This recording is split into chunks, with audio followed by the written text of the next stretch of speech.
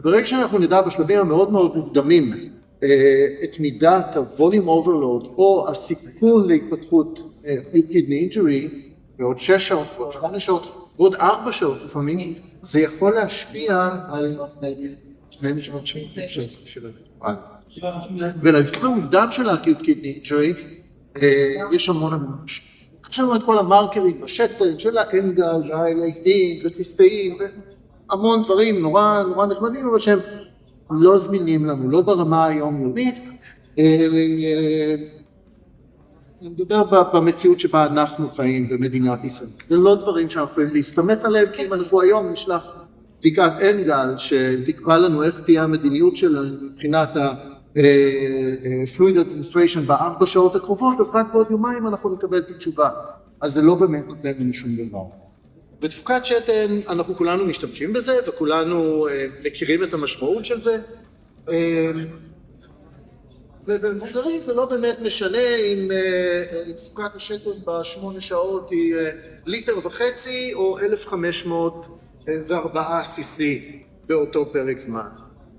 בתינוקות קטנים ששוקלים 3 קילו, ה5 cc לכאן או לכאן יגדירו לנו האם הם אנורים או ליגורים או תפוקת שתן תקינה. תינוק ששוקל 3 קילו שמשתין 2 cc לשעה לעומת 7 cc לשעה, זה אוליגוריה מול תפוקת שתן שהיא תקינה. והרבה פעמים ה5 cc האלה, סתם לוקח 5 cc כדוגמה, זה יכול להיות גם 7 cc או 3 cc, יקבעו לנו האם מבחינת ה-AKI הוא KDIGO 1, אנחנו בדרך כלל נתעלם מזה, KDIGO 2, 3, שאלה ה-kidney injury המשמעותיים יותר שאליהם אנחנו כן מתייחסים. אז המשמעות של מדידה מדויקת של תפוקת השתן היא מאוד מאוד משמעותית.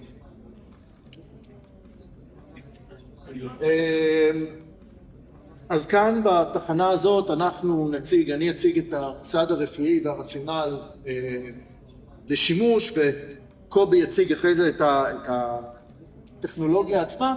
אנחנו נדבר כאן על היכולת שלנו למדוד תפוקת שתן קלינית בעניינית בצורה מאוד מאוד מדויקת, מאוד רגישה,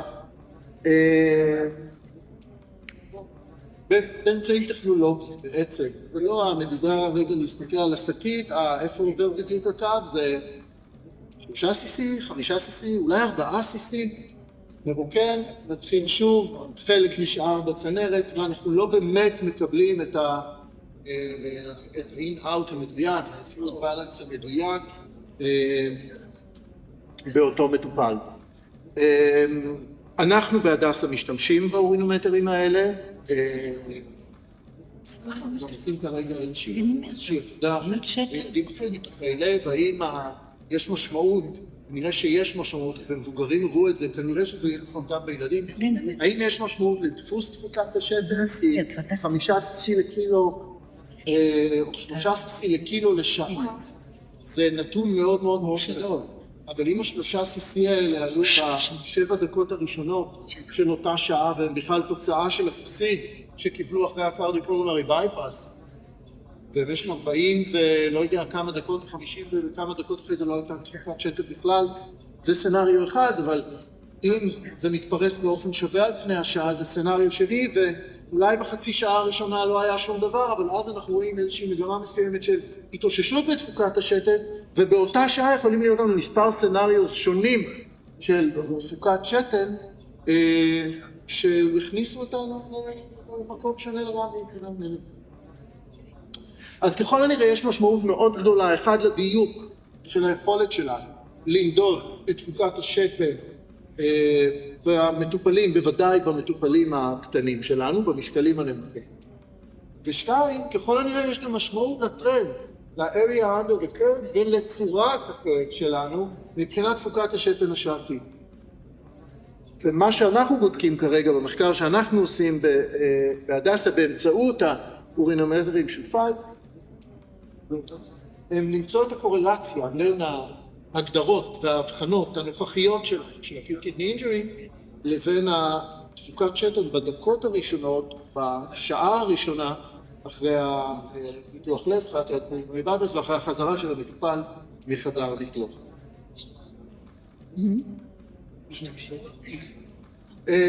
אז אנחנו רואים שיש שונות מאוד גדולה מבחינת תפוקת השתן, מבחינת דפוס תפוקת השתן. מה שמשמעותי יותר זה שאנחנו מצפים לתפוקת שתן שונה בהתאם לפאזות השונות של המצב הקליני של המטופל, בין אם על ציר הזמן ובין אם על ציר הקליניקה שלנו. הדרכים המסורתיות של בדיקת שתן הן לא מדויקות. אנחנו יודעים שהיום בדיקה ידנית מול בדיקה דיגיטלית, נקרא לזה סנסור, היא שונה לחלוטין, לפעמים אין אפילו קשר. והיו על זה עבודות, כפית הבאה, היו על זה עבודות על ההבדלים במדידת השתן. Measuring devices are much more accurate than human measurements. הבדלים מאוד משמעותיים בין מדידת השתן על ידי הסתכלות על האורינומטר, כנשור, לבין שקילה של השתן, בשביל לראות בדיוק כמה היה, או על ידי באמצעים אחרים, על ידי שינויי לחץ בשלפוחית, בצנרת וכדומה. אז לא רק שאנחנו מדברים על יכולת דיוק הרבה יותר משמעותית, שיש לה, כמו שאמרנו בהתחלה, המון משמעות מבחינת היכולת שלנו להגדיר את האקיוטיות ואת הווליום אוברלוד במטופלים, בוודאי במטופלים הקטנים. יש גם המון משמעות למה קורה מדקה לדקה. כמו שאמרנו, 3 מתארים הראשונים, כל השתן בתחילת השעה, כל השתן בסוף השעה, או האם הוא מגיע בצורה רציפה ואחידה פחות או יותר במהלך השעה הראשונה אחרי הניתוח. ובצורה שאינה דיגיטלית או אלקטרונית, אנחנו לא יכולים להגיע לרזולוציה הזאת. כאן שוב אנחנו רואים את השונות המאוד משמעותית במדידה הידנית לעומת המדידה הדיגיטלית. Sensor mediated urine output analysis. וככל הנראה יש המון משמעות ליכולת שלנו לאפיין את תפוקת השתן כמותית ואת ההתנהגות הפיזית.